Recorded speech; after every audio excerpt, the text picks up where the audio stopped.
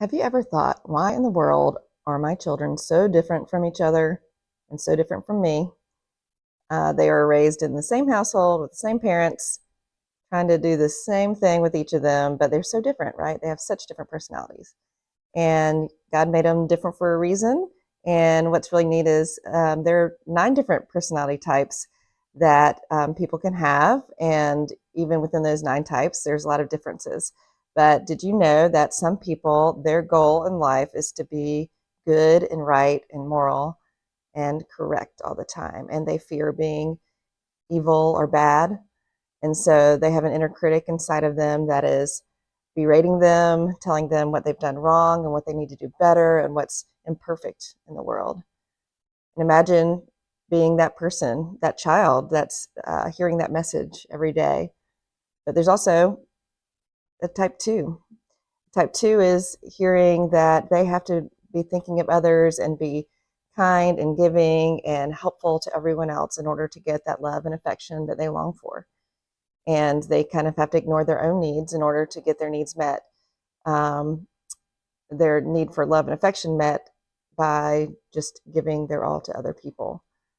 And there's the type 3 that believes that they have to be successful and achieve a lot and be a certain type of person to earn love and admiration from others, that they're afraid of failing because they think that will affect their the love that they are receiving from others.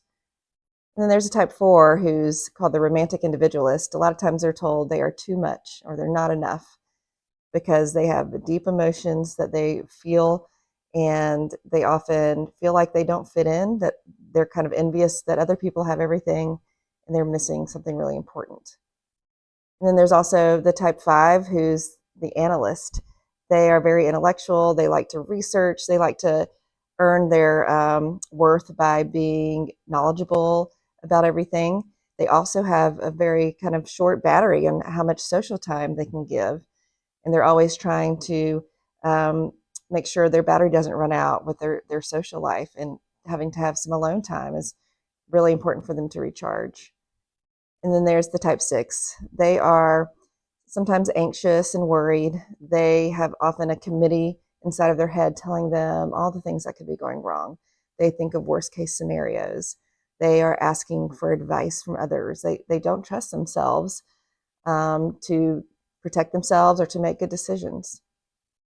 And then there's a type 7 who just feels like they cannot be content unless it's up to them to be content and to be happy. And so they have a lot of excitement and adventure. They're moving from one thing to another, never really sitting and focusing, because that might lead to them feeling those hard feelings, those sad feelings that they want to avoid.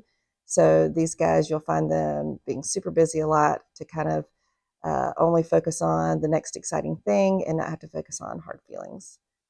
Then there's a type 8. Type 8, some people might consider them very assertive or aggressive. They go after what they want. They don't have a problem saying what they're feeling, what they want, but they do struggle with vulnerability, and they feel like vulnerability is just such a big weakness. So you might not see that from them, but they do have a very tender heart.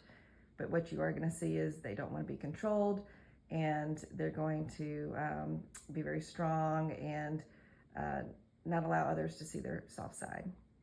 And then there's the type 9. They're called the peaceful accommodators. They're going to be compliant. They're going to go along with the crowd. They're going to not stir up anything, and they feel like just by going along with the crowd, they're going to be earning their worth by not having discord with other people. They also don't want to have internal discord. So they will often do things to try to numb themselves so they don't have to think about the hard things. They might play video games or watch TV and do things that just will allow them to forget about those difficult things that are causing them stress. So out of all these 9 types, you might have recognized yourself in them and your children. And if you would like to know more about what does a healthy type look like, what does it look like when you're struggling, how can we communicate better with each other based on our types, drop a line below. Just let me know if you're interested in finding out more. I'll send you a guide that can help you understand all the types better. and just to be able to grow and to relate to others in a healthier way and have grace for each other.